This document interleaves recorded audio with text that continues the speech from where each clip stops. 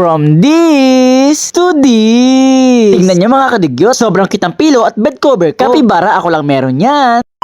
So mga kadugyot, ngayong araw nga pala ay sobrang saya ko. Dumating na kasi itong in-order ko na Capybara bed and pillow cover. Bale, ito nga pala ang itsura niya. Itong unang papakita ko, ito yung pangkama. Ito, pinaka-design niya. Mga cute na capybara. Tapos, ito naman yung punda ng una. Dalawang piraso nga pala to. Yung design niya ay pares lang din yung sa kama. Ngayon nga, sobrang excited na akong ilagay ito. Bale, ito nga pala ang itsura ng kama ko. At mga unan ko. Ay ano, napaka-plain lang, di ba? Para medyo boring. Tapos, itong dalawang unan ko, magkaiba pa, wala pang punda. Di ba? Para walang kabuhay-buhay. Kaya ngayon, papalitan na natin tong punda. Ito nga, inalis ko muna yung mga unan. Iniangat ko na nga rin tong pom at inalis ko na itong punda. Ito nga mga kadugyot, naalis ko na. Habang nilalagay ko nga itong capybara bed cover, medyo kinakabahan ako. Sinong tinitignan ko siya para maliit. Double naman itong size na in-order ko at double din itong kama ko. Pero sakto naman pala. Hindi ko pa nilalagay, na-judge ko na agad. So, syempre diba medyo nakakatakot na order online, pero tignan nyo to sakto. Parang sinukat, ngayon naman nilagay ko naman yung sa una. Tingnan din dito, para sinukat lang din kasi sukat na sukat. Saktong sakto sa size ng kama, saktong sakto din sa size ng una. So mga kadugyot, ito nailagay ko na lahat. Tenen, tingnan nyo naman mga kadugyot, to sobrang ganda at sobrang grabe, ang sarap agad tulugan. Sa cute na design, ito nga pala yung pinaka-bonus. Kasi yung texture niya, ito yung texture na gusto ko. Hindi siya madulas, maaligas-gas siya para sa akin. Ito yung perfect pagkiskisa ng paa.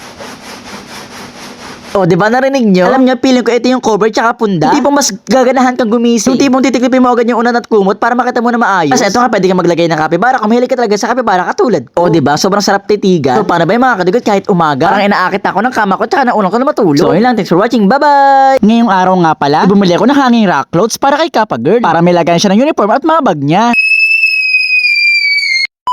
Isang umaga, dumating na nga itong napakalaki kong order. Bali, ito nga pala yung hanging rock clothes para kay Kappa Girl. Dahil nga kasi honor siya, marami nagregalo sa kanya ng bag at mga sapatos. Kaya naman deserve niya ng ganito. Eto nga mga kadugot, in-unboxing ko na. Grabe, ang laki nga neto. Masasabi ko nga napakatibay neto. Kasi bawat piraso ay napakabigat. Solid ang pagkakahoy. Pero di ko kasama tatlong bakal yung pinakakatawan niya. Eto mga kadugot, eto na nga pala mga parts niya. At syempre, meron siya kasamang instructions. Eto nga, mag-start na tayong buuin. Step 1, itong dalawang bakal na stand. Iko-connecta lang natin ang bakal sa gitna para mag-connect silang dalawa. At eto ang kinalabasan. Tapos sa pinakailalim, dito na tayo una maglalagay ng kahoy. At tuturnilyohan lang natin kaliwat kanan. After ng kahoy sa baba, sa taas naman tayo maglalagay ng kahoy. Bali, ang kabitan naman tornilyo nito ay nasa ilalim. Same lang din, kaliwat kanan din ang paglagay natin ng tornilyo. At test naman itong bakal na katawan ang ilalagay natin. Sunod naman itong mga layer ng kahoy. Ayan, 4 layers nga palang total. At eto na, finish na. Tingnan nyo naman mga kadugyot, oh, diba? Sobrang ganda. Matibay, aesthetic at sobrang ganda ng kulay. Ako sigurado kapag nakatato na Kappa Girl, talagang tuwang-tuwa yun. Kaya naman ito nga, sineset up ko na. Una ko nga pala sinabi dito, uniform niya at syempre yung medal niya. Sunod naman itong mga bag na regalo sa kanya dahil honor siya. Dito naman sa ilalim, sapatos niya pangalis at pangpasok. Ito nga mga kadugyot, na-set up ko na. At nailagay ko na ang mga gamit niya. O diba, sobrang ganda dahil napaka-organized na. Ano kaya reaction ni Kappa Girl pag nakita niya to?